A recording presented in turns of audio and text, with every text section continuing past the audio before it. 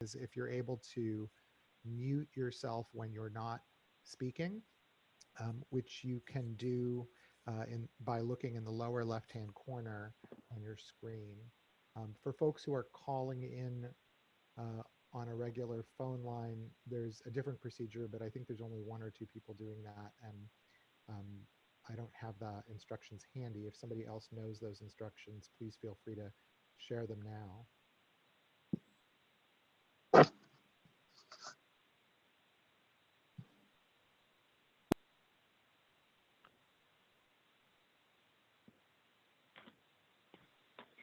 Okay, well, I think we are now at 1:02 by my clock. And Maurice, can you verify whether we have a quorum online at this point? Yes, right at this moment, we have a total of 35 plenum representatives out of 39 people on the call. So that is more than a quorum. More people than that registered. So I expect it's going to continue to grow. Oh, wonderful. Then I think we'll get started. And I was adding up the time that we had put on the agenda for this meeting, and I realized we're already 5 minutes more than an hour and a half. We're at 95 minutes. So let's get started and see if we can catch up with some of that time. So I'd like, if we can, to start with the blessing. And by the way, I should first introduce this disassembled voice. For some reason, my video is not working. So this is Ed Baum here in New York. In my day life, I'm from West End Synagogue, but I'm also the happy and honored to serve as the chair of your plenum. So with that, Maurice, can you open up the line so we can have that glorious cacophony of all of our voices joining in the blessing?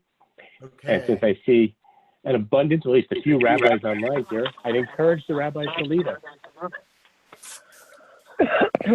Well set? All right. Baruch. Baruch. So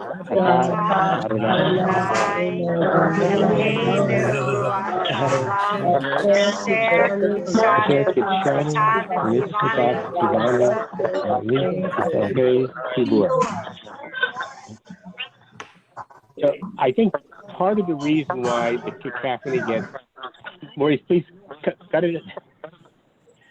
the open mic, thanks. One of the reasons the cacophony gets more notable each time is that we now are truly spread throughout at least the Northern Hemisphere with participants in this meeting.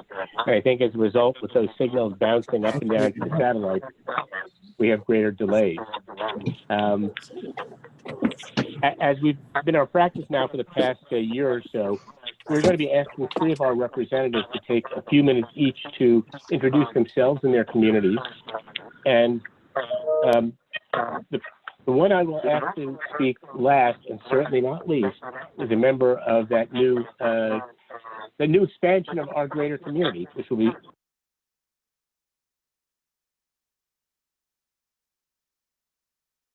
our newest affiliates in Wiesbaden, Germany. But before we get to Felix, I'm going to turn the mic over to one of our domestic affiliates, a member of our domestic affiliate, Mark Fargestein at Shir Hadash in Wheeling, Illinois. Is Mark online?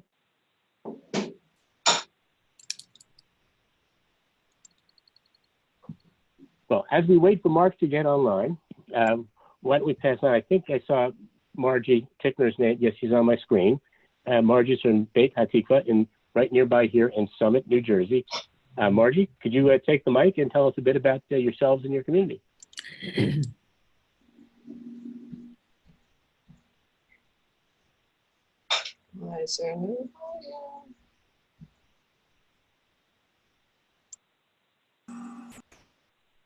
Try it now, Margie.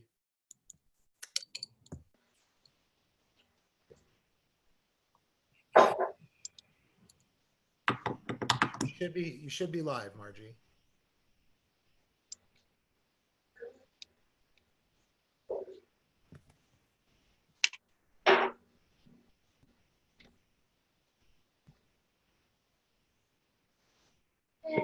It appears we're not hearing Margie's audio, unfortunately. let me suggest this for the interim. Margie, you may find that your computer audio is not working, and I can hear now. Oh, good. We just heard you. Wonderful. The mic is yours.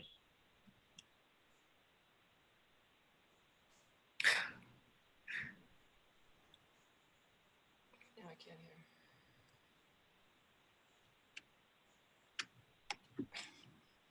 hear. Margie, give us a test chat out.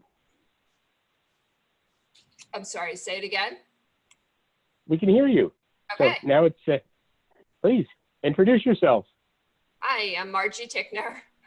I'm president of Congregation Beth HaTikvah in Summit, New Jersey. And can you give us a 90-second or less description of what your community is like, and perhaps even what Reconstructing Judaism means to you folks and to you personally? Sure. Congregation Beth HaTikvah was started about 25 years ago, actually exactly 25 years. So we will be celebrating our 25th anniversary in January. And we are a small congregation of about 130 families, ranging from, young families to seniors and everything in between. And most of the people who have joined CBH feel a real connection to it. Most of them grew up conservative or reform and feel a real bond with Reconstructionists. I know personally, I grew up Reformed and love the Reconstructionist method of teaching and learning and always kind of expanding our horizons. Our congregation in general loves to discuss things, loves to analyze, question. I think for a lot of people, it's refreshing to be able to say, well, I don't necessarily believe this, but still feel like they belong with this group of people. So Thank you, Mark. I have 4 children, and they've all been bar bat mitzvah at CBH. My husband is not Jewish, but also feels very welcome at CBH, and it's really a lovely community, and I am thrilled to be a part of it. I can say I'm not so thrilled to be president of it, but that's the way it goes sometimes. Well, as many of us who have had the honor to serve a similar sentence as president, it's a wonderful thing you're doing, and I can assure you that when you're past president, you will look back fondly on your years as president. I hope so. Okay. We can't tell who everyone is who dialed in. So is Mark Fargostein online now? Mark, if you're out there, speak up. We just unmuted everyone. I'll turn back if it is like it looks like Mark may not be online yet. So, hey, Gillis, maybe turn it over to you to introduce yourself and especially your community, because I'm sure many folks here will be very interested to hear about our new affiliate in Wiesbaden. Oh, great. Or having us, rather. Reconstructing Judaism in Germany. It's mind-boggling that we found you and that you found us, basically, and you're willing to establish Jewish life, Reconstructionist Jewish life, with us here in Germany as the cradle of progressive Judaism before the Holocaust. And that brings it to the point, really. Jewish life, before I talk about our congregation, is different from what you're probably used to in the States or other parts of the world. There have been, after the Holocaust, a questioning of, is it possible to be a Jew in Germany after all that has happened there? Is it possible to cultivate Jewish communities again in Germany? And the question was a yes and a no, in the sense that all the congregation that had been established after the war and after the Holocaust had been Orthodox congregation. So the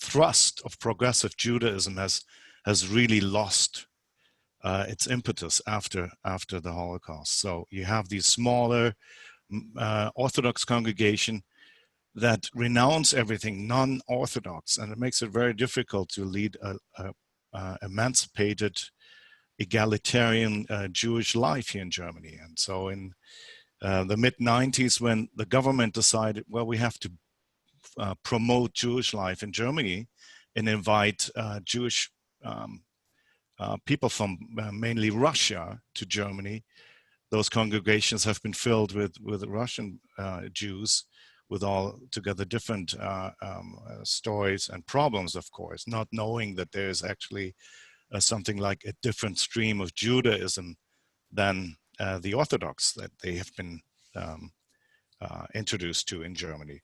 So it's a bit paranoid in Germany as far as opening up to other streams of Judaism. The Central Council of Judaism, it's a regulatory body in Germany that oversees Jewish life here in this country, is made up of Orthodox members of congregations, and they really want to drive it out. So we've been struggling with our group, which is half maternal Jews, half paternal Jews, with a lot of them coming from Russia that want to reconnect again. We established the group, and we're so happy to be with you guys, especially for the half of us that is paternal Jews that are basically lost to Judaism in this country because in the existing structures, they tell them, they drive them out to tell them, well, you're not Jews, so you're lost. Find yourself some other hobby other than religion. It's certainly not going to be Jewish thought and religion that will have a home for you. So we want to build this home for people. We have a fairly young congregation that wants to push the existing structures towards opening up. We need your help. When Morris was with us in Wiesbaden just a couple of weeks ago, it was interesting for us to see that from your side is also quite something. He said that some of you said, wow, we are going to Germany of all places. Going back to where it all started with progressive Judaism. And that's for us absolutely super to be with you. What we have is a small group. We are building up. If you ever come to Frankfurt or Wiesbaden, which is very close, stay with us. You're absolutely invited to come and be with us and celebrate Jewish holidays and Shabbat and what have you. We'd love to have you here with us. And we are totally proud to be considered as actually the first congregation under your wings in Germany. So thanks so much.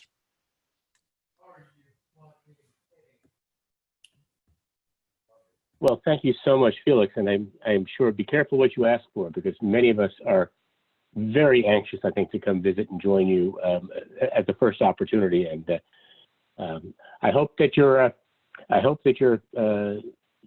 sanctuary and your homes are flooded with visitors from the Reconstructionist world in the U.S. and elsewhere. Because it is interesting to note now that although we have only a comparatively small footprint in Europe today, we are virtually covering the continent from end to end between the Netherlands and Italy and down right in the middle with Germany, and hopefully reaching out to the east as far as Moscow. It is a very, very exciting time. And in this era of many Jewish organizations contracting, I think we should be very proud of what our organization is doing. And in particular, I'm looking at some faces that I can see, even though you can't see my face on the screen, between Maurice and Tressa and Deborah and Seth and all the others who've been working so hard to make this possible. So thank you all. And thank you, Felix. Excuse me, Ed. Now let's Ed, excuse me, this is Kathleen Tice from Texas, and I missed the city that Felix is located in. Oh, it's Wiesbaden, Germany, just on the outskirts of Frankfurt am Main. Okay, thank you very much. Welcome. You're welcome. Thank you. Come visit us. well, You can all come. Felix, you were not at our convention last year, but be careful what you're asking for, because we had a glorious assembly of, I think, near 700 participants last year. So we'd love to visit you. Moving on now to the business of the meeting. The chair of our board of governors, Seth Rosen, you're on for a report. Thank you, I Ed. know I saw Seth's face. Yeah, there you are. Yeah, there I am. Sorry. Thank you. I was, Felix, you're a tough act to follow, but I'll try. I hope everyone came away, as I did from listening to you, with a real sense of the importance of the work that we're trying to do in Germany and in Europe, and a resolve, whatever the headwinds are. And there have been some headwinds from the established Jewish community to support you and to help realize the vision that you just described. So I want to thank you, because it was an opportunity to kind of renew the sense of commitment that we have around this work. I was going to report briefly. We have a lot going on. I think Deborah's going to give a more comprehensive kind of movement update in a minute. I wanted to talk about two things. One is clearly, for me, the most important thing that I've done since our last plenum, listening to Felix now being a close second, which is Deborah and I on the around Shabbat in early September, from the 12th to the 14th, visited our affiliate Dor Hadash in Pittsburgh. As I'm sure you all know, Dor Hadash previously met in the Tree of Life building and were victims of the attack of last October. And for me, it was moving and to be with them as they approach the 1-year anniversary of that horrible event, and to get to know that community, to get to really understand better than I could from a distance the sense of how they need to rebuild and recover, and how hard they're working as a small, lay-led, very deeply committed Reconstructionist community to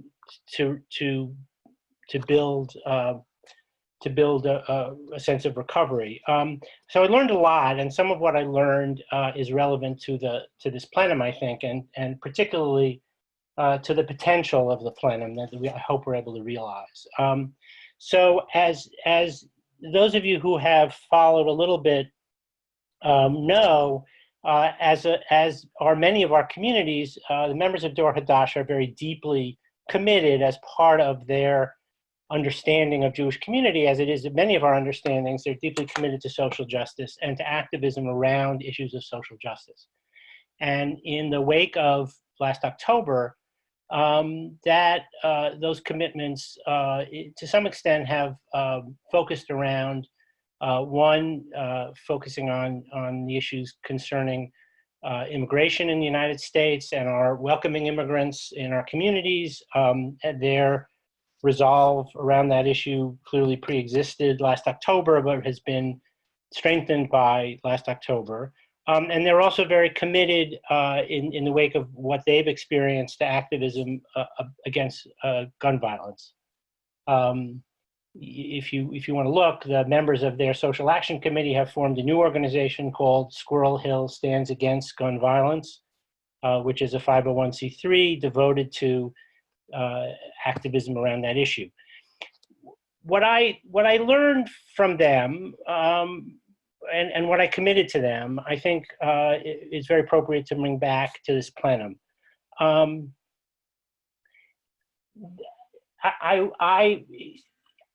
would like to commend to everyone to try to understand a little bit about what's going on there, and two ways to do that. For those who didn't see it, there was a very good report on October 20th on 60 Minutes about the Jewish communities that were affected by the violence of October 2018.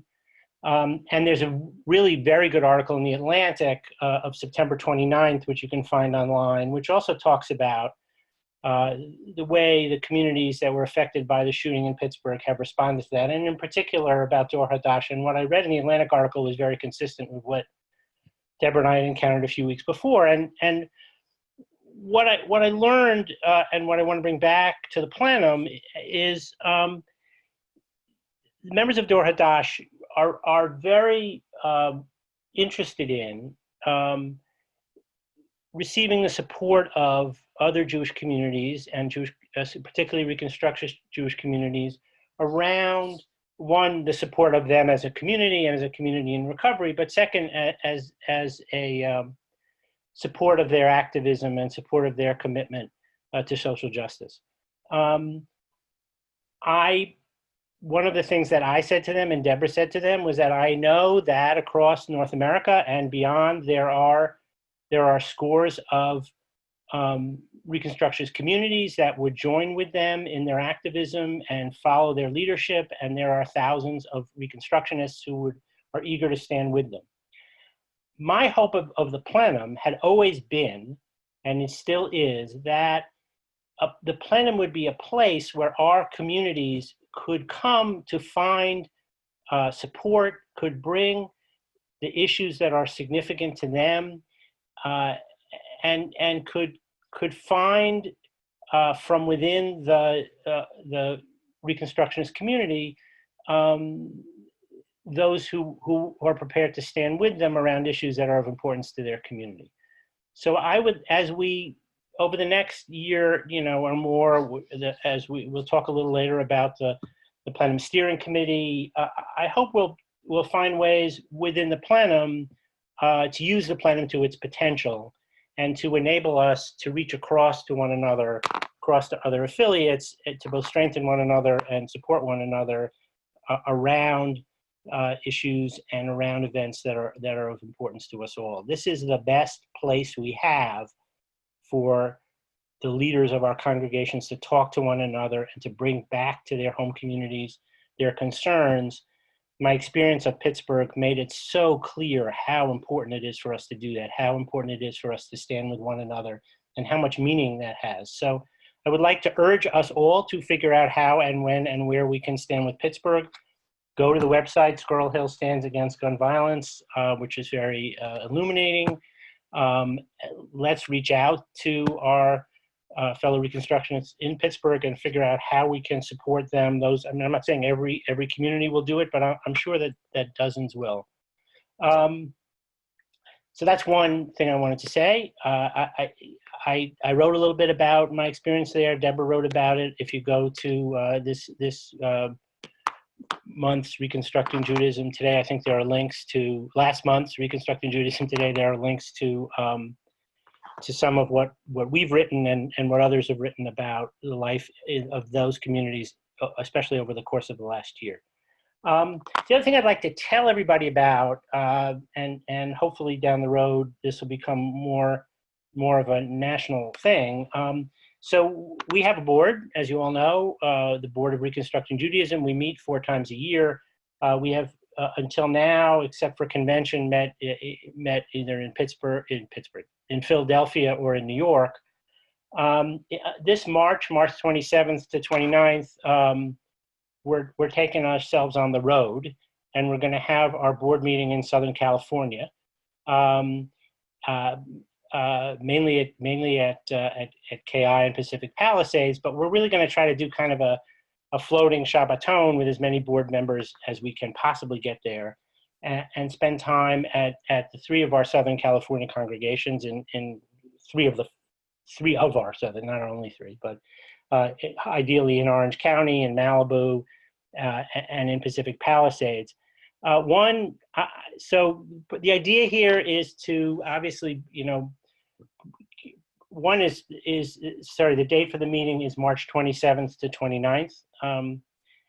Part of the idea is one, it's just reflective of who we are. The fact is, of our board, 9 board members are from the West Coast, 8 of those are from California. And so part of it is to bring the board meeting to where an increasingly large part of our board is, but it's also to get the chance for members of our board to meet members of our communities face to face, to make Shabbat together, to study together maybe, and certainly to talk about, you know, to the extent people want to, about the movement, about where we're going and how we're going to get there. So I'd like to urge everybody in the area. There'll be stuff out there to come on out and meet with us. 2, we'd like to make this a regular thing and go to different parts of the country, if not every year, then as close as we can to every year. So we'd like to think about whether it makes sense to come to Northern California, whether it makes sense to come somewhere in the Midwest, and so to move to other places on the East Coast. And really, you know, we've done a lot to expand the board, to bring on more synagogue presidents, to get a broader representation across the country. And I think we're going to try to get out there and meet as many people as possible. And I hope that you and your communities will welcome us as we do that. So thank you. Well, thank you, Seth. That all sounds very exciting. And so without much further ado, as we try to keep on our agenda, Rabbi Deborah Waxman. Hi, everybody.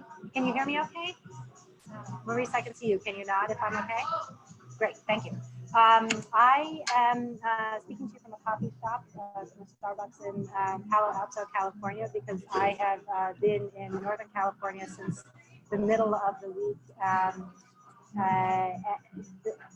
doing many things, but the most thrilling thing has been a kind of a floating Shabbaton, exactly what Seth just described about Southern California. The 3 of our 4 congregations in Northern California collaborated together. And on Friday night, I was at Or Shalom, and lots of folks came from across the bay from Or Zarua. So Or Shalom is in the city of San Francisco, and we were joined by many folks from Or Zarua in Berkeley. Shabbat morning, folks crossed the bay, and we were together at Or Zarua for Shabbat morning, and then folks from both Berkeley and San Francisco went up to Kotati to be together for a really beautiful Su'udah Shlishit. I know Maurice tells me there's a lot of background noise. I really apologize. I will mute myself as soon as I'm done. And you can see I'm holding the microphone as closely to my face as possible. And you let me know if you think I should keep the report short. I just want to let you know how thrilling it was to be with everyone, and that this type of coming together is something that we're really trying to prioritize as much as possible. And it's just such a wonderful thing to be a part of it. I'll try to keep my report really short because I know it's distracting. I've been really reflecting on the fact that it has been 7 years since the merger between the Jewish Reconstructionist Federation and the Reconstructionist Rabbinical College. I think 18 months ago, when we introduced the new name, we really understood that that was an invitation to live fully into that new structure and that new organization. And I think we've really been doing it. And by raising it, I don't mean to call attention to what came before, but I am really keenly aware that in Judaism, we learned that 7 years is a full cycle. And it is very moving to me to look back and see how much of a full cycle we have come through. That every day we are more and more acting as an integrated organization where the staff members work together with you, lay leaders, in achieving our shared goals. And it's really thrilling, and it's really exciting to see this developing more and more every day. That some of that has to do with how we staff the organization and the team that we bring together. The senior leadership team, we meet very, very regularly to make certain that we are all pulling together and we are embedding our concerns and our aspirations into each other's work. Another part of that has to do with the thinking that we're doing with our rabbinical program.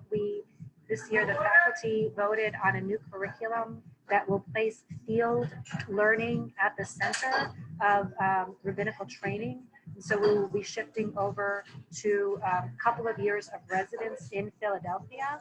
And then after that, at the end, the last couple of years of training for Binnacle students, the vision is that they will be placed in intense, immersive field internships, working as rabbis in the field, with very strong local supervision and with supervision from Philadelphia, and support with distance learning, and also gathering together in retreats a couple of times a year.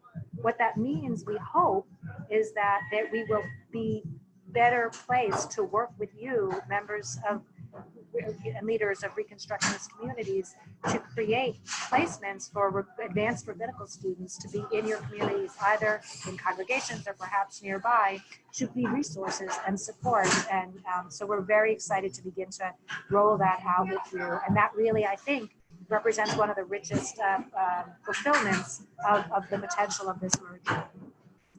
We have a really outstanding entering class of 11 students. All of them are very excited about this new curriculum, and we're hoping to really build on that.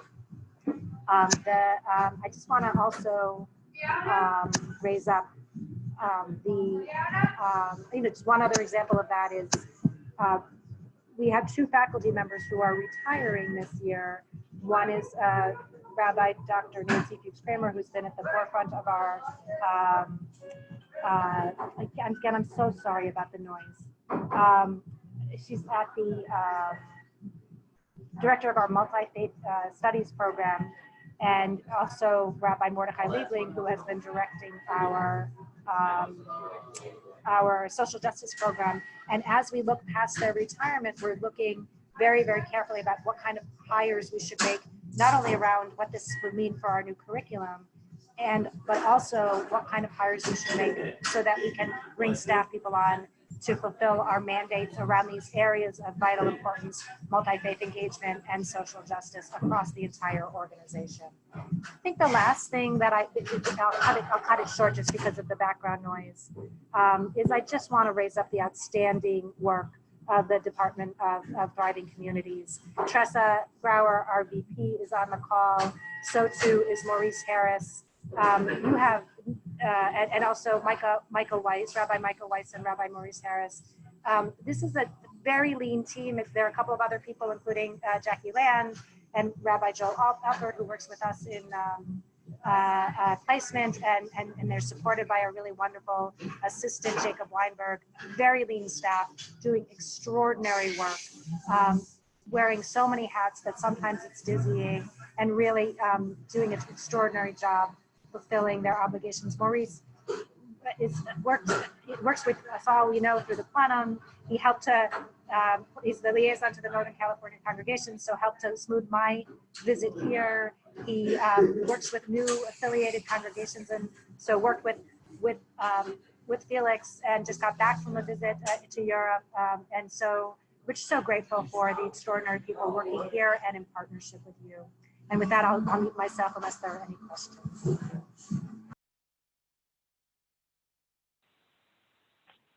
Okay, well, any questions for Deborah before we move on? There is a mechanism for raising your hand.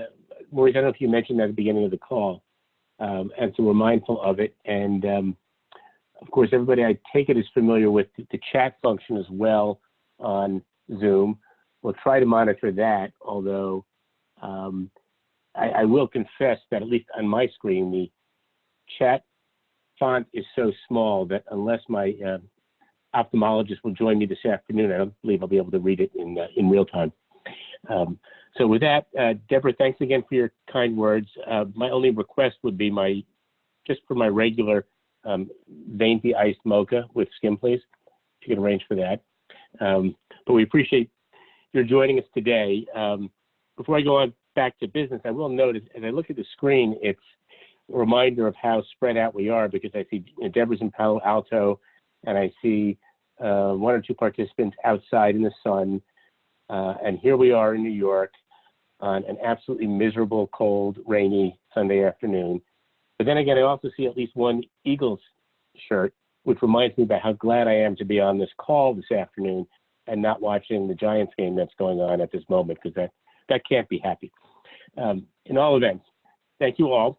On to perhaps the most formal business of of the day, which is item 5 in our agenda. It is the plenum's privilege and obligation to pass on those who have been appointed to the Board of Governors to ratify the election of new and returning members of the Board of Governors. If you look on the agenda, you'll see what appears to be a somewhat confusing array of names and terms and whatnot. And just a moment to help decipher it if I can, and if I get it wrong, hope somebody with greater knowledge chimes in and corrects me.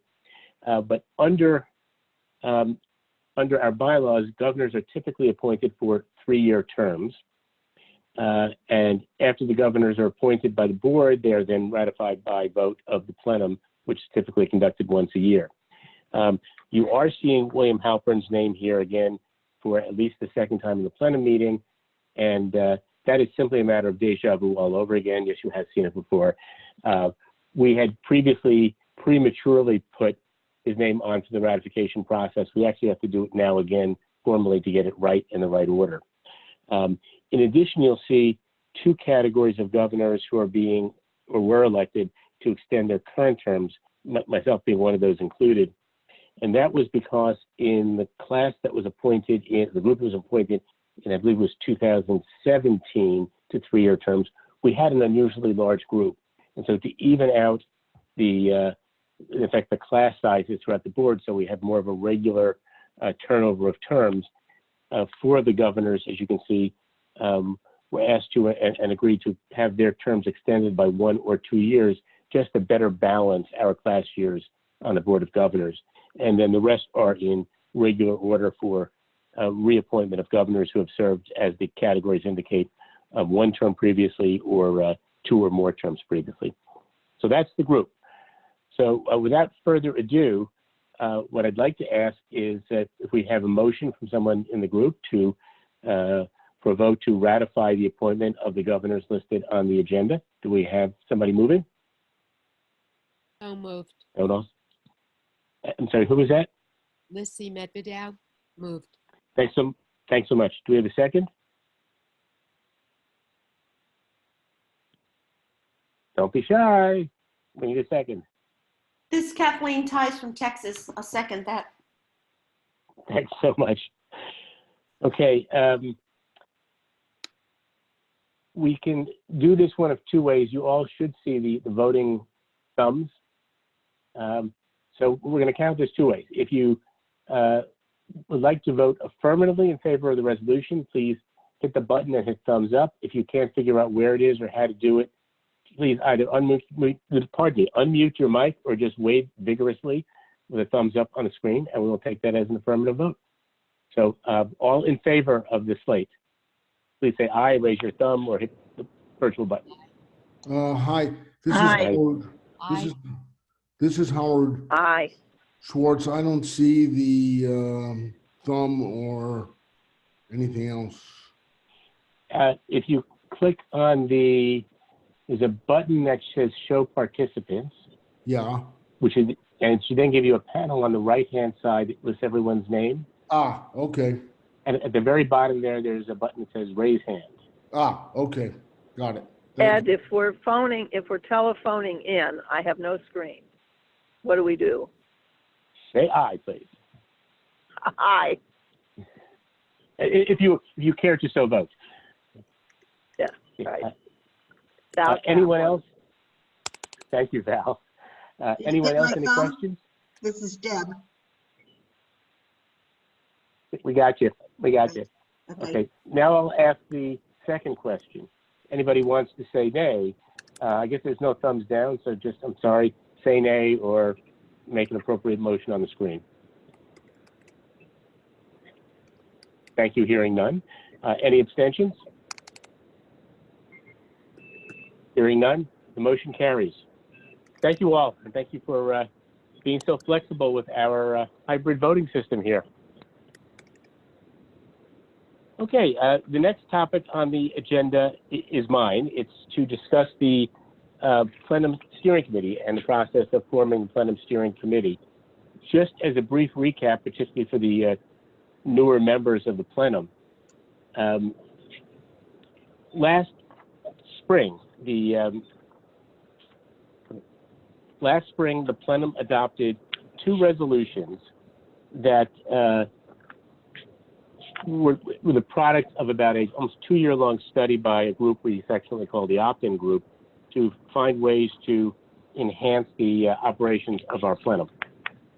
And the 2 resolutions were, one, to create a plenum steering committee, which would be in effect a standing body that would help guide the work of the plenum, and then secondly, to propose to the Board of Governors the creation of 2 additional seats on the Board of Governors that would be filled with candidates proposed by the plenum, with several special requirements or requests for people in those positions, but the most important one, perhaps, of which is that those plenum selected or proposed candidates would not have to meet necessarily the full financial obligations expected of board members, but would be asked to contribute solely commensurate with their own personal means.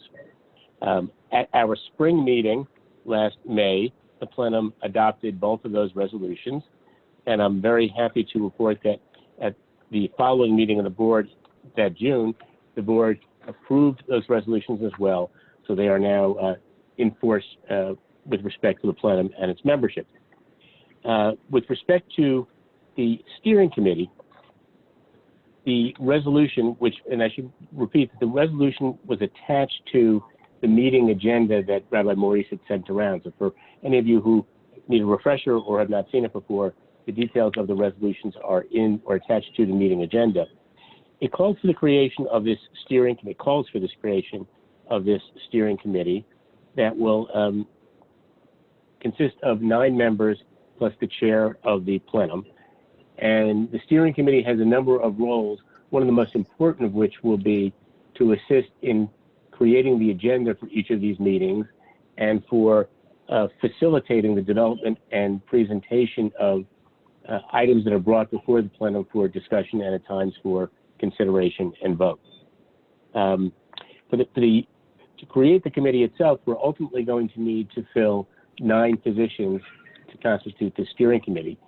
The resolution contemplates, and we are planning to appoint the initial round of 9 members to 3 staggered sets or terms of 1, 2, or 3 years, with the goal being that the terms ultimately on the steering committee will be 3-year terms.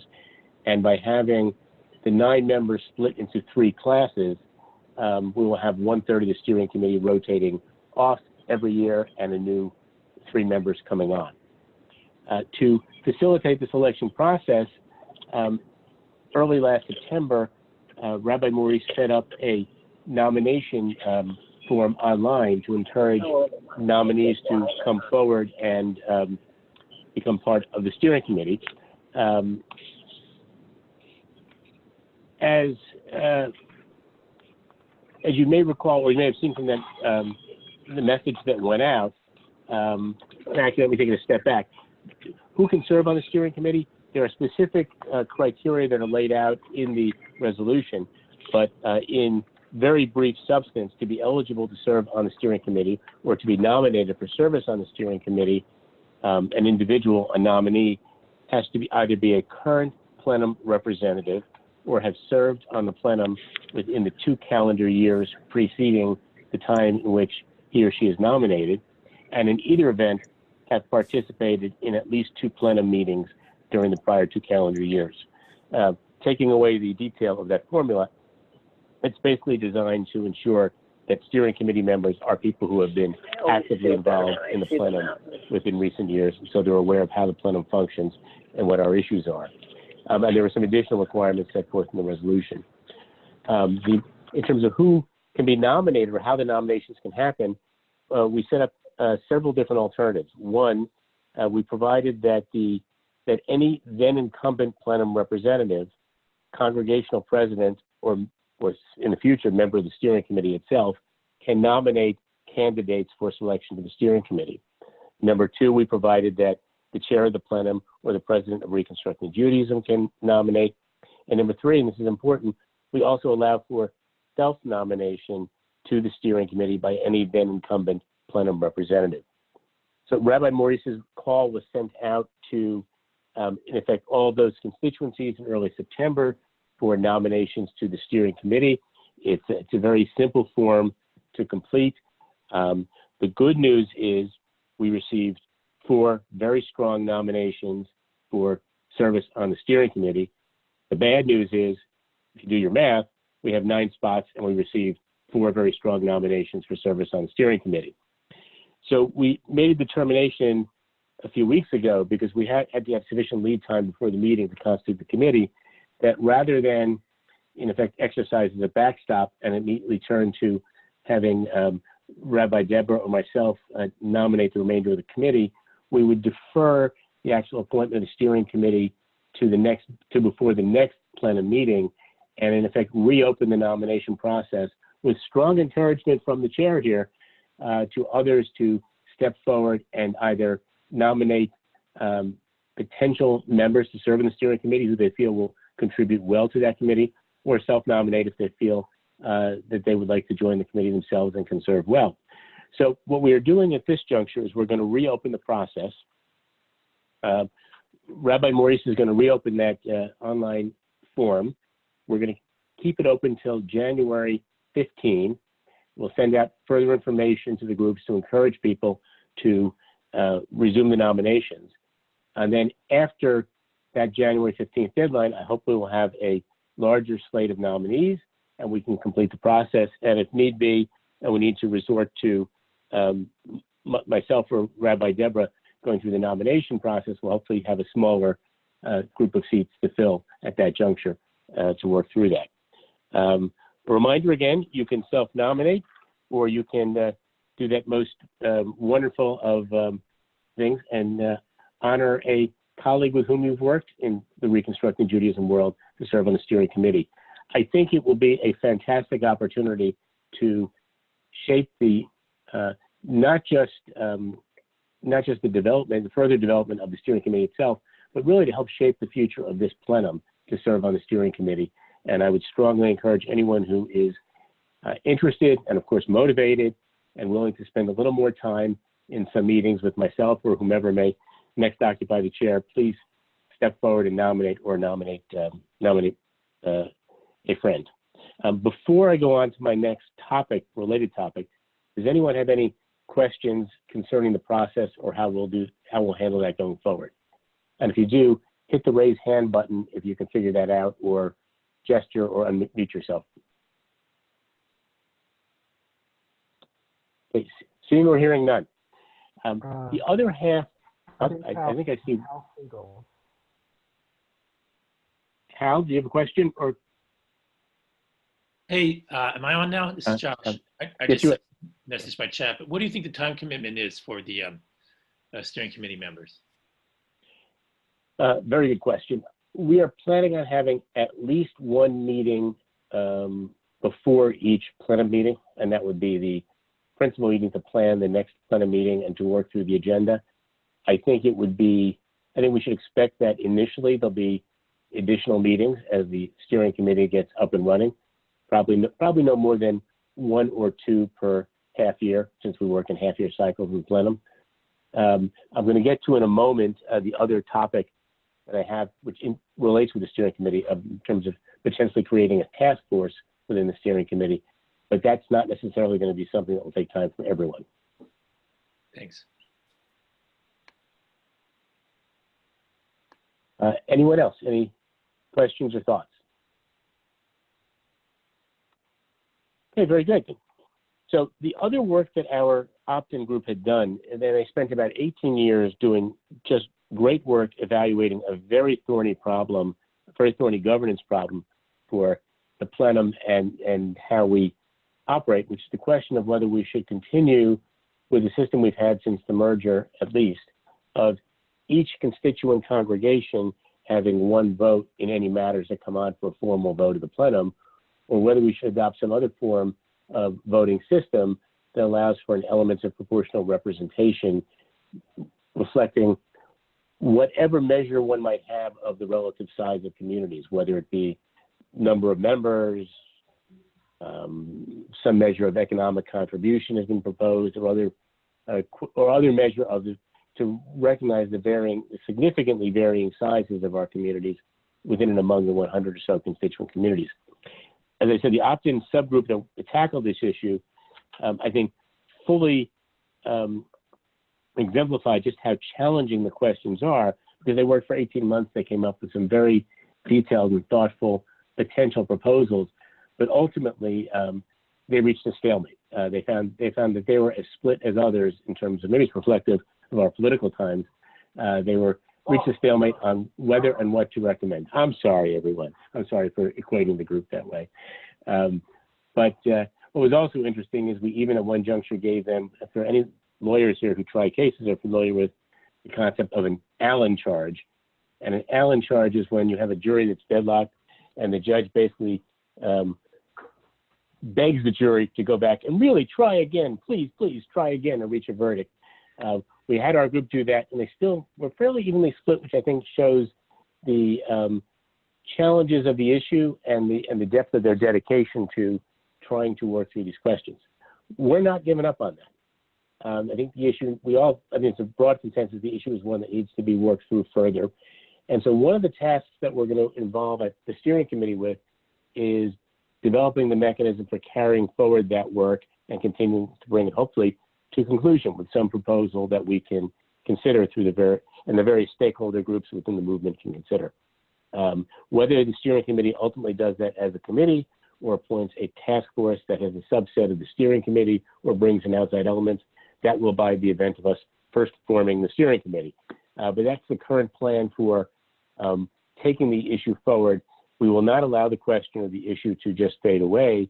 We're just going to continue to develop it and work on it in the coming months. And probably we're looking at, I'm guessing, about another 2 cycles at least till we get through the questions and may have a proposal to bring to you all. So, yeah. Any questions regarding that process? Wonderful. Well, thank you. That's our status of steering committee reports. Now we can go on to, I think, the real, what I consider to be interesting and meaty portion of our meetings for today, which is the reports of our substantive commissions that have been doing great work over the past several months. And so I will first look toward, Maurice, are you covering the Tikkun Olam Commission report? Will be Rabbi Micah covering or yourself? Yeah, that'll be Rabbi Michael Weiss. Okay, I'm not seeing Micah on my screen, but Hi, I'm right here. Oh, wonderful. Can you see me now? Great. Okay. I can't see you, but I can hear you, so wonderful. You have the mic. Okay, great. Hi, everyone. This is my first plenum call. It's great to be with you all, and thanks for being on the plenum. So I work in the Department of Fighting Communities, and I get to be the staff person to this awesome newly formed commission, the Tikkun Olam Commission. So I want to give you a little bit of update of what we're doing. We are fully formed. We have a really great group of about 25 folks, lay leaders, rabbis, board reps, student, faculty. It's full, and we're going. We have been doing some really great work on getting to know one on the commission, building relationships, finding out the work that each of us is doing in our own contexts, and starting to have really interesting conversations about how we can share resources and amplify the work we're already doing. So we have just finished 2 of 3 initial kind of working group calls. We broke up by interest group to learn and share about what we're already doing. So we had a call on the broad topic of education, Tikkun Olam work around education, like educating ourselves in our communities. We had one on direct service just a few days ago, and the last one will be on advocacy in tomorrow. And so already what's kind of come out of just those like relational and sharing calls is folks saying, it'd be great if we had a list of all like the hands-on direct service projects that folks have done. So when the Tikkun Olam chair is trying to, rustle up something new and that is going to work well for MLK Day of Service, that list is there and they know who to connect to and kind of get some of those best practices. We've also been talking about sharing curriculums for things like racial justice study groups and how we can support, kind of the work that's already been done there. And if someone else wants to start a racial justice study group in their synagogue. So after those 3 groups, we are going into the next step of figuring out what we're going to be focusing on. And that will look like the board has given us really a lot of wonderful leeway to develop our mandate. And so we will likely be both working on a mandate, which will include some role of giving and receiving feedback for movement positions, for kind of where we want to be taking a voice in the public square next around the Jewish values rooted justice issues of our time, and as well as most likely focusing on one topic area to try to be advancing work across the movement for some number of years. It is looking like, again, I'm just a staff person. Our chairs are Rabbi Renee Bauer and Angela Milstein. And so they are taking the lead here. I'm just getting their back. But it is looking like we'll probably be deciding between either focusing on racial justice as an issue to be trying to do a number of different projects and things to advance that work, or supporting Dor Chadash around anti-gun violence work, or one than the other, or we have a few steps before we get there. But that is what's going to be coming up next, that conversation. Those topics have come from survey data we did. We surveyed the whole commission to find out what folks are passionate about working on, one-on-one conversations, and also looking to the direction from movement leadership to kind of support initiatives that are already underway, just like Seth was talking about from his visit back in October. I wanted to say one more thing that in the spirit of trying to just get us all better in touch with each other around the Tikkun Olam work we're in our communities, we are in the midst of starting back up the Tikkun Olam listserv. Exact guidelines about what and how that works are in formation, but I want to put on your radar that that I will, if there's a Tikkun Olam chair in your community or passionate leaders, I would love to have their emails to add them to that list. You will see hopefully an email coming to me maybe through the president's list that we can get forwarded to the plenum, asking for folks to repopulate and grow that list so that I can be connecting and people can ask me questions about how do I do a really great sandwich building program. I just want to share one example from the education working group. We're having a conversation between KI and Pacific Palisades and RSNS and Long Island about packing sandwiches, kind of direct service food group, and what do you do when there's nut allergies in your community? I used, when I was growing up, we would make peanut butter and jelly sandwiches, but that is endangering to a number of folks in our communities now. And so Angela was saying a story of how they made cheese sandwiches, but the food bank that they were giving to people didn't want the food sandwiches.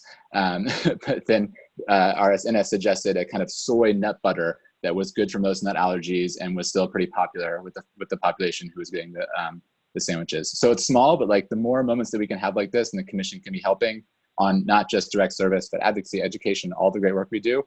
We hope to be growing that in the months and years to come.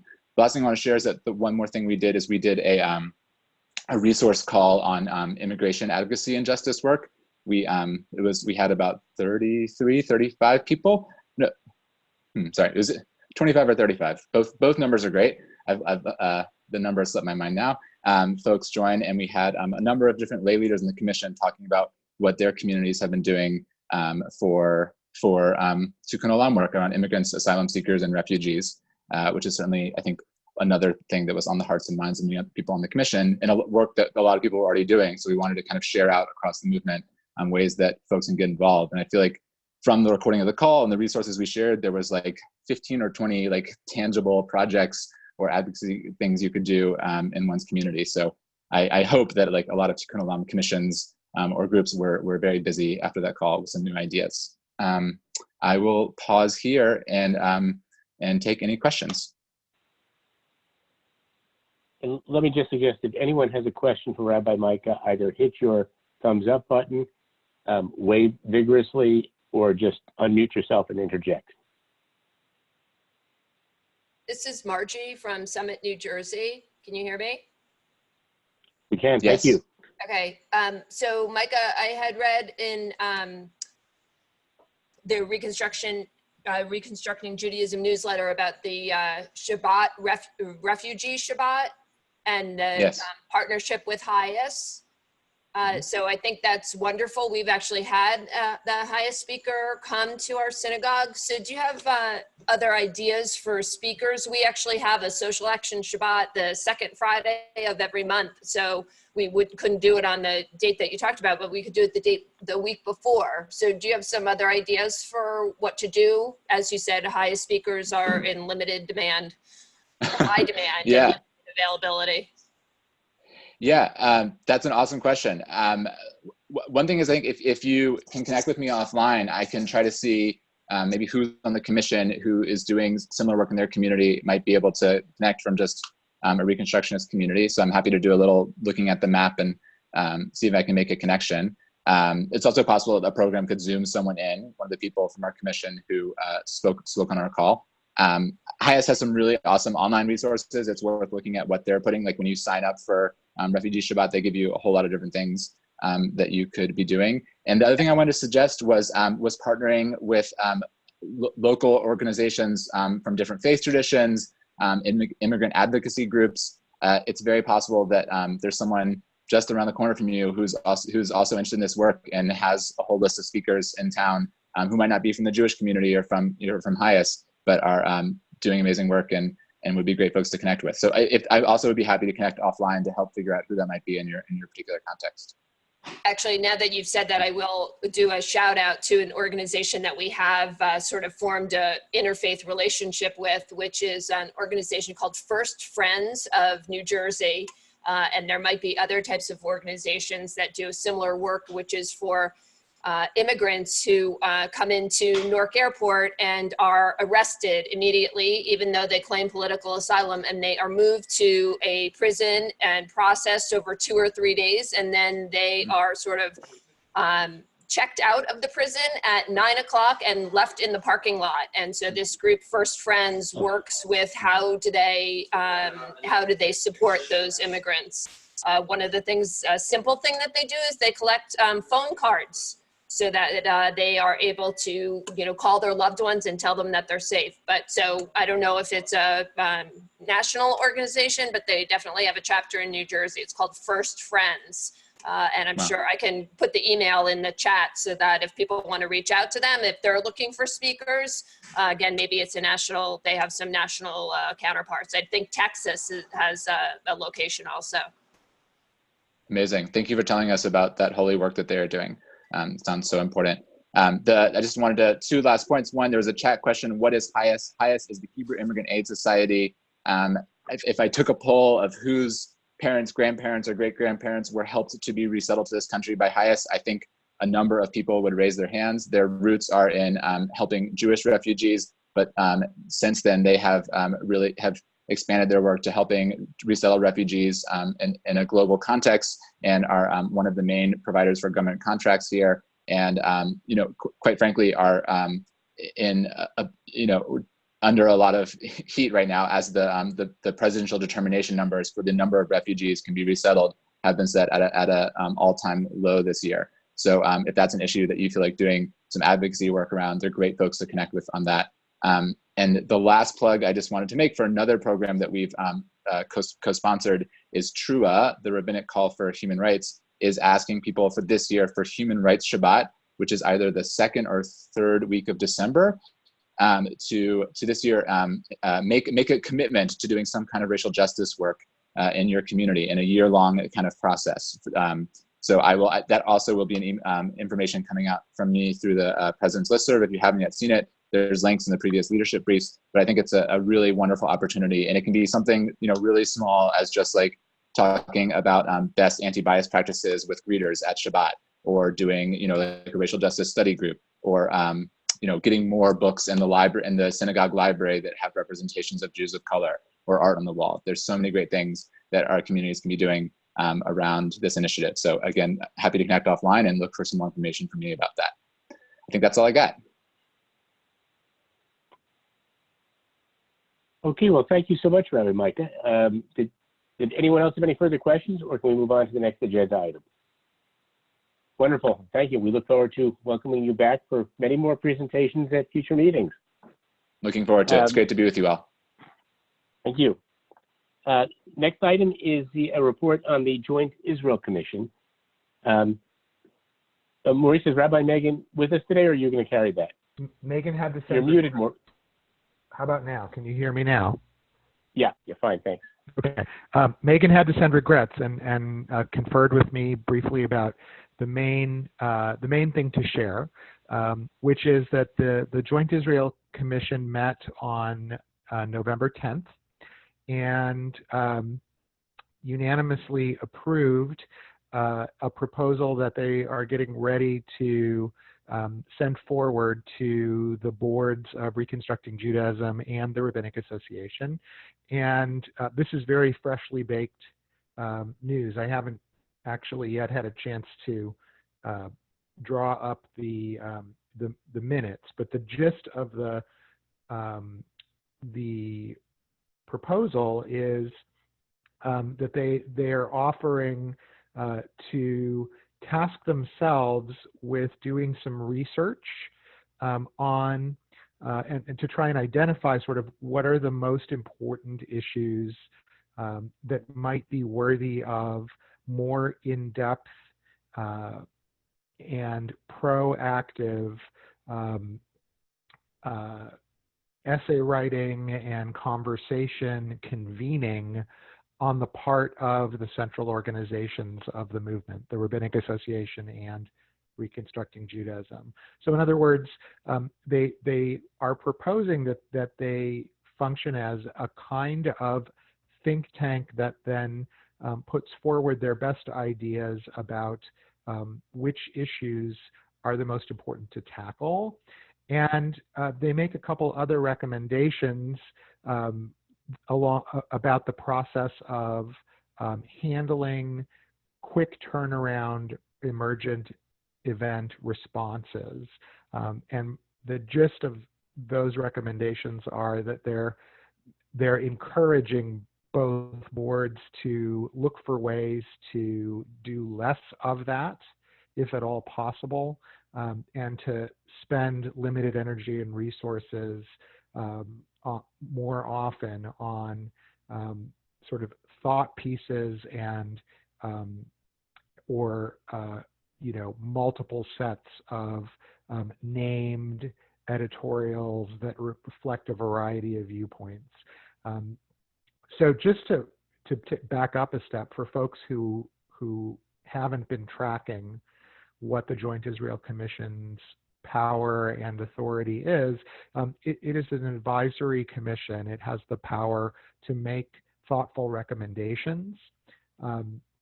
So the work that was involved in actually getting people who have extremely different political points of view to actually arrive at something they found consensus around was kind of an almost miraculous thing to behold as a staffer. And while what they're proposing might sound modest, the proposal itself is only a few lines, but they have developed this really lovely background resource that is a few pages long that involved a review of many previous documents that have come out of the movement that dive into the deeper values undergirding long-standing Reconstructionist commitments regarding Israel, social justice, peace building, etc. And they've actually managed to also find consensus on sort of updating that background set of information and resources, and it will also be offered as kind of an example of what they are capable of potentially doing as a think tank. And that too was not an easy process to get to the end of. There was quite a bit of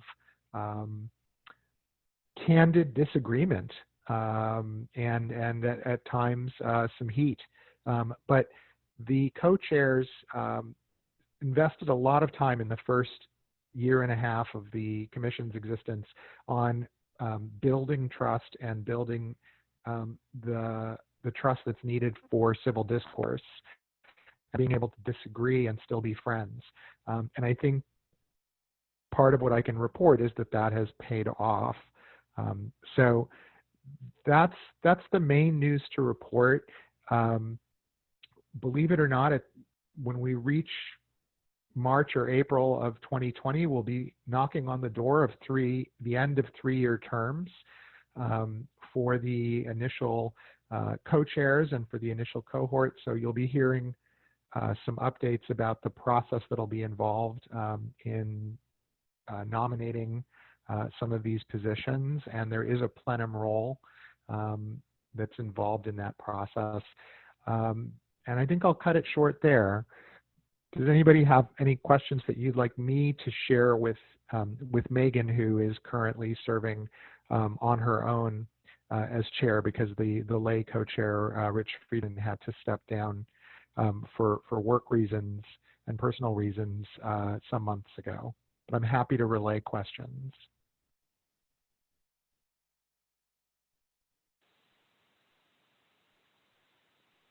Maurice? It appears there are.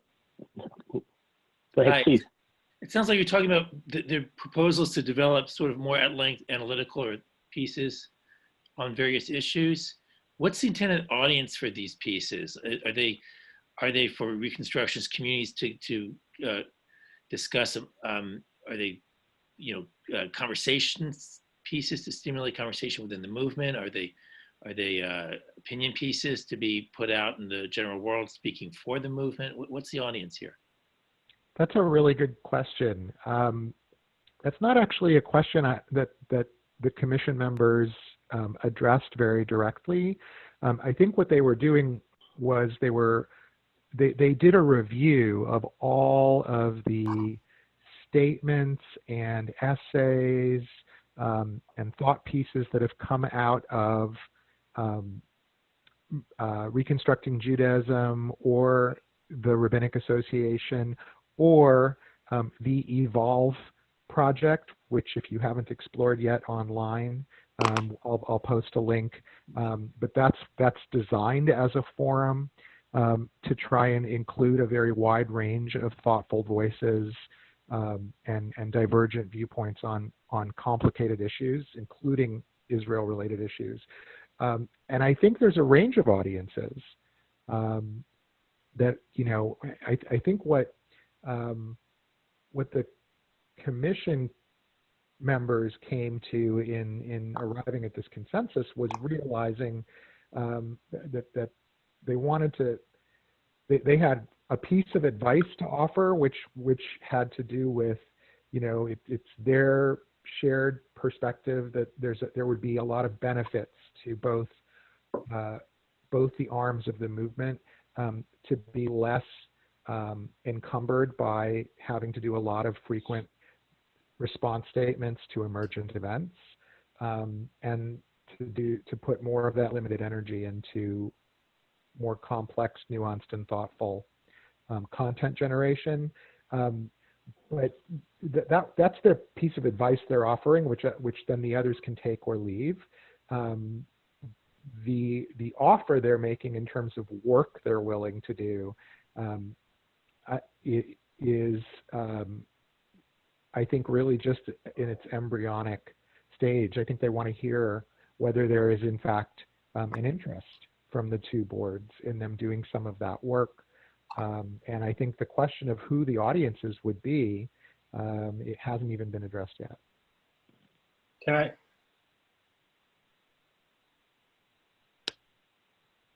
Oh, great. Well, thank you. Any other questions for Maurice on this topic? Could I, Ed, it's Seth, could I speak to that question a little bit? The question that was just asked Please. about the audience. So he said with trepidation. So I guess I'd like to talk about that, answer that question a bit from my perspective and from the board perspective. In part, I think the answer to that question is, at least in my head, and I think in the heads of lots of people, one of the goals of setting up the Joint Israel Commission, which really includes in it people with an incredibly broad range of views from across North America, was to create a vehicle through which we in the Reconstructionist movement could have conversations about that which none of us can have conversations about, which is Israel. So one of my hopes is that the first audience for what's produced would be us in our home communities with the idea that based on the model that they've so brilliantly built at the Joint Israel Commission, which Maurice just described, we can use what is produced as a vehicle for talking to one another and coming to grips with each of us individually and as communities and as a community of communities with where we can find common ground and where we can articulate, how we can articulate our own views. I have increasingly trouble articulating about Israel. The other thing is that when we are called upon to make statements or to join in other people's statements regarding current events, emergent events, what Deborah and I and the chairs of the Israel Commission draw on is those statements that the movement has previously made that establish that we are a progressive Zionist organization, that we are in support of a two-state solution, that we are obviously in support of religious pluralism in Israel. I think it's been almost 20 years since we had a movement-wide discussion of that, and I think part of it is having that discussion and listening to each other and talking to each other will enable us to provide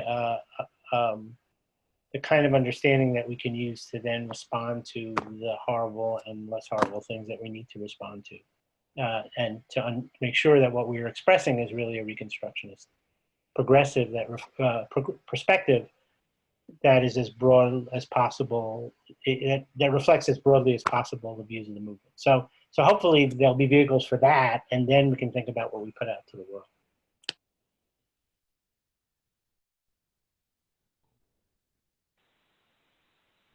Okay, thank you, Seth. Next topic is once again a Rabbi Maurice topic, so I'll turn it over to you. Thanks. So hold that mic up. Oh dear. How's this? Perfect. Thanks. Okay. So one of the decisions that was made some months back after a lot of deliberation by the Reconstructing Judaism Board was to run as part of a slate with the reform movement in what is called the World Zionist Congress elections. And the name of the slate that we are joining forces with the reform movement on is called ARTZA, or in English, ARZA. That is a long-standing organization, and the initials do stand for American Reform Zionists, Association of Reform Zionists of America, although when we partner with them, as we did 5 years ago and as we are doing again this year, you might want to double the R and think of it as the Association of Reconstructionist and Reform Zionists of America. The reason I'm taking a few minutes during the plenum meeting to talk about the election that's happening in 2020 is because as the staff person who is leading the organizing effort for our movement to inform people about the election and to try and get as many people involved in our communities as possible to register and vote in it. This is an important group to begin that process with.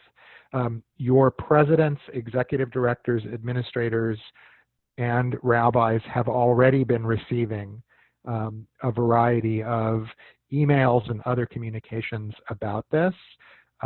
So let me pivot now and just give the nutshell version of exactly what this election is and why it matters. So the World Zionist Congress is a body that was actually formed back in 1897 by Theodore Herzl. And every 5 years, they have an election. And Jews who live in Israel are able to vote for the Knesset, for their parliament, and those who are elected to the Knesset then are able to sort of fill out part of the World Zionist Congress's seats. But there's a really large proportion of the World Zionist Congress's seats that come from the diaspora. When Jews in North America and Europe vote for different slates, they are essentially making the one democratic vote that they have that will actually have a direct impact on some of what goes on in Israel itself.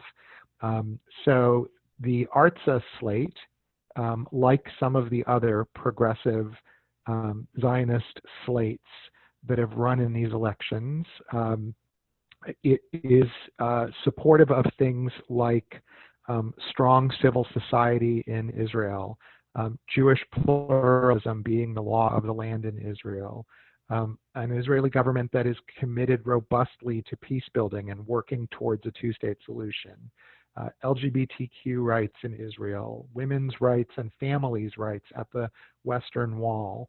That if that whole sort of package of values and issues that represents a lot of the values embodied in Israel's Declaration of Independence, but which have become increasingly whittled away as a result of the rise of Orthodox domination and control of matters of religious life and also of the far right in Israel in general. So, in terms of like practical matters, what does it matter to have a slate like Artza do really well and win a lot of seats in the World Zionist Congress? Well, it actually matters in some very concrete ways. There's a budget that the World Zionist Congress directs that is worth almost $800 million, 2.5 billion shekels. And there are questions that the World Zionist Congress gets to decide about what happens with that money. For example, does it get spent on the other side of the Green Line in settlements, or is there enough of a progressive presence on the World Zionist Congress to either limit or prevent the funds from being spent in that way? Does it get spent to support reform, reconstructionist, renewal, conservative, and other non-Orthodox forms of Jewish life getting funding and getting money for things like youth groups and summer camps that include an Israel education component or a travel component? Or does all of that money end up limited and within an Orthodox framework?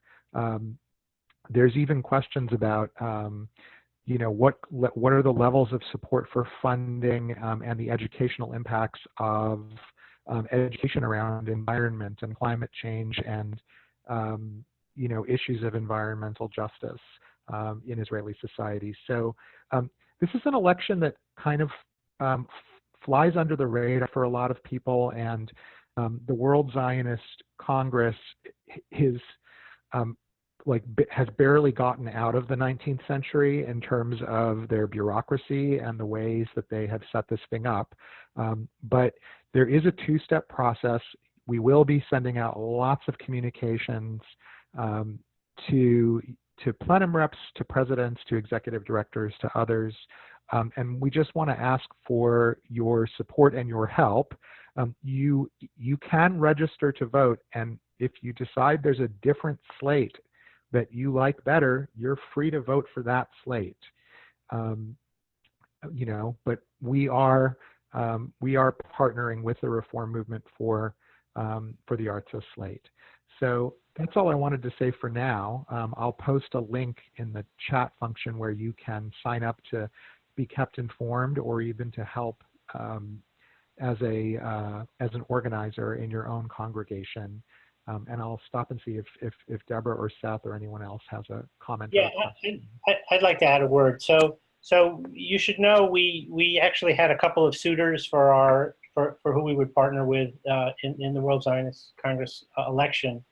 We chose Artza in part because we thought that through understandings we reached with them would give us the greatest impact, that they would support us in in having Reconstructionist voices involved in committees or other bodies that do the work of the World Zionist Congress and have some control over that $800 million that Maurice just described. So we've partnered with ARTSA. Our hand in that partnership will obviously be strengthened to the extent that we turn out the vote. So we would very much like to work with our congregations to vote. You know, we are a progressive Zionist organization. That is the position of the Reconstructionist movement. This is the most concrete way in which we can express that Zionist impulse at the moment. And so we're hopeful that our communities will help us to put out, to have a large population of voters that will strengthen our hand with our partners. So I'm hoping we can really organize around this. That's great. Well, thank you, Seth, and thank you especially Maurice. And I think I see a hand up. Matt? Yes. You got to unmute yourself. Can you hear me? Yes, thank you. If you could just clarify, is voting based on individuals or by congregation? Just so I can report back. Sure.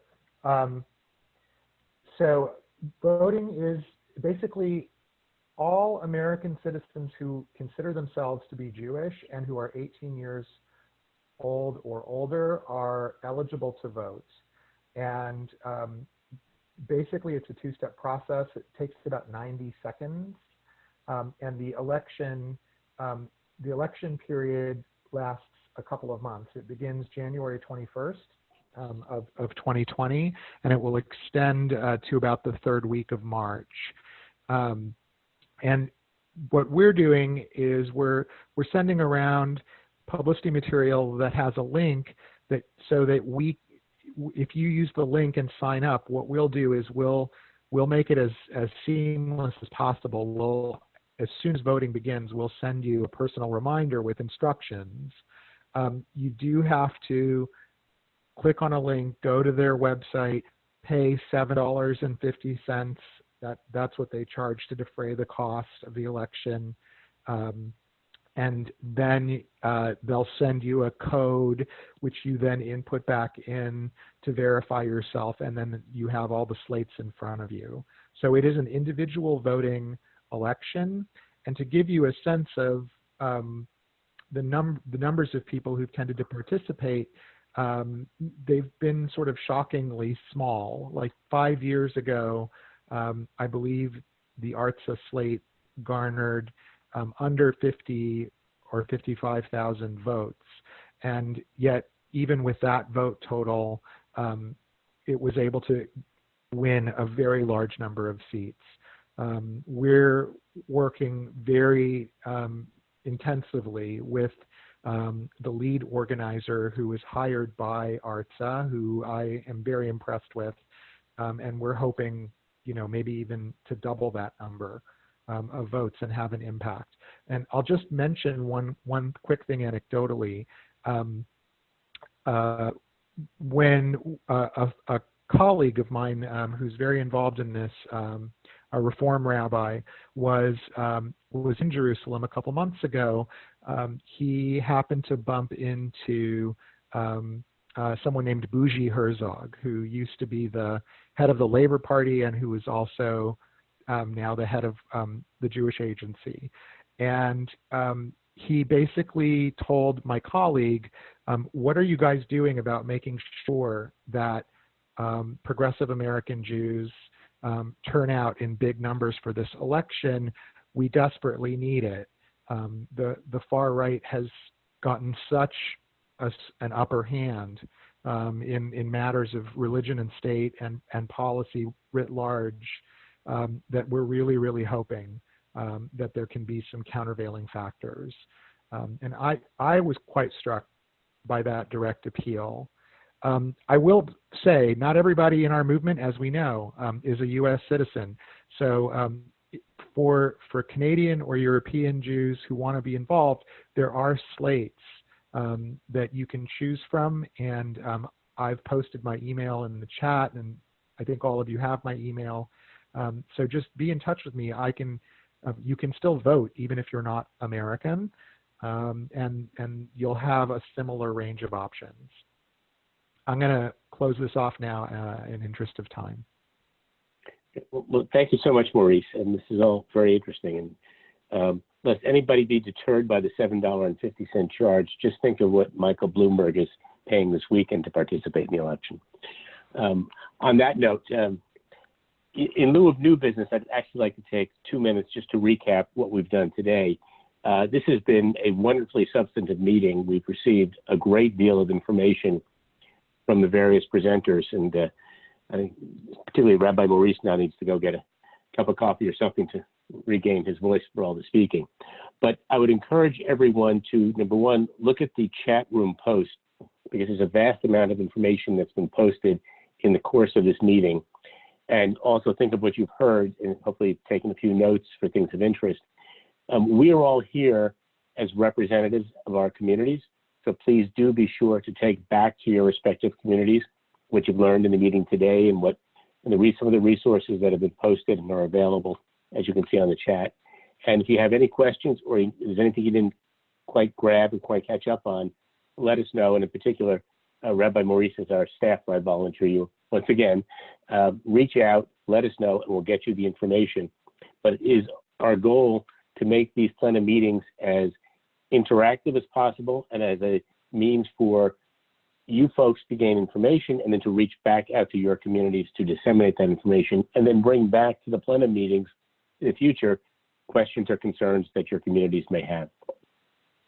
So with that, let me just close by announcing our next meeting. Right now we are scheduling the spring meeting for Sunday, May 3rd. I assume we'll start at the usual 1 p.m. Eastern time, which is probably, that time frame is becoming all the more important now that we're spreading east as well as west. And I look forward to speaking with everyone then on May 3rd, but of course I hope to speak with everyone and see you all much sooner than that. And in the meantime, everyone have a wonderful Thanksgiving wherever you are, including those in Canada or Europe who may not celebrate the same Thanksgiving we do, but hopefully that simply means you have less opportunity to overeat and argue with your families. So have a great time and look forward to seeing everyone again soon. Thank you all for joining us again this afternoon, this morning, this evening, whatever time it may be. Take care. Thank you.